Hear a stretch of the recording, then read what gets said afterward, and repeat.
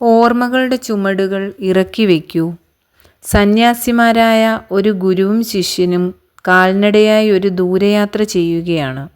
കുറച്ചു ദൂരം യാത്ര ചെയ്തപ്പോൾ അവർക്ക് ഒരു പുഴ കടക്കുവാനുണ്ടായിരുന്നു. പുഴയിൽ അരയോളം വെള്ളമുണ്ടായിരുന്നു. അവർ പുഴ കടക്കാൻ തുടങ്ങിയപ്പോഴായിരുന്നു സുന്ദരിയായ ഒരു യുവതി പുഴ കടക്കാൻ ശ്രമിച്ച് അതിന് കഴിയാതെ ഈ സന്യാസിമാരുടെ സഹായം തേടിയത്.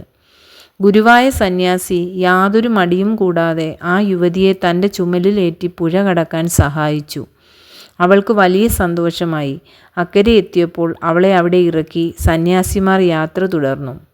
ബാക്കി യാത്രയിലുടനീളം യുവസന്യാസി അധികമൊന്നും സംസാരിച്ചില്ല. എന്തോ ആലോചനയിലാണ്ടിരുന്നു അയാൾ. ഏറെ ദൂരം താണ്ടിയിട്ടും ഇത് തുടർന്നപ്പോൾ ഗുരു അതിൻ്റെ കാരണം അന്വേഷിച്ചു. അപ്പോൾ ശിഷ്യൻ പറഞ്ഞു, ഗുരു, ആ പെണ്ണിനെ തൊട്ടതും ചുമലിലേറ്റിയതുമൊക്കെ തെറ്റല്ലേ? അതൊക്കെ നമ്മുടെ സന്യാസ ജീവിതത്തിന് എതിരല്ലേ? അത് കേട്ടപ്പോൾ ഗുരു ഒന്ന് പുഞ്ചിരിച്ചു.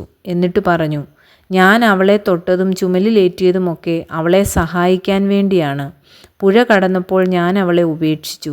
പക്ഷേ നീ ഇപ്പോഴും അവളെ കൊണ്ടു നടക്കുകയാണല്ലോ. ഇനി ഇറക്കി വെച്ചോളൂ. ഇതുപോലെ ഇനിയെങ്കിലും താഴെ ഇറക്കി വയ്ക്കാനുള്ള പലതുമില്ലേ നമ്മുടെയൊക്കെ ജീവിതത്തിലും? ഏതെങ്കിലും ഒരു കടവിൽ ഉപേക്ഷിക്കാമായിരുന്നിട്ടും ഇത്രയും ദൂരം കൊണ്ടു നടക്കുന്ന ചില ഓർമ്മകളുടെ ചുമടുകൾ. പുതിയ ഓർമ്മകൾ ചുമലിലേറ്റുകയാണ് പഴയ ഓർമ്മകൾ ഇറക്കി വയ്ക്കാനുള്ള എളുപ്പവഴി.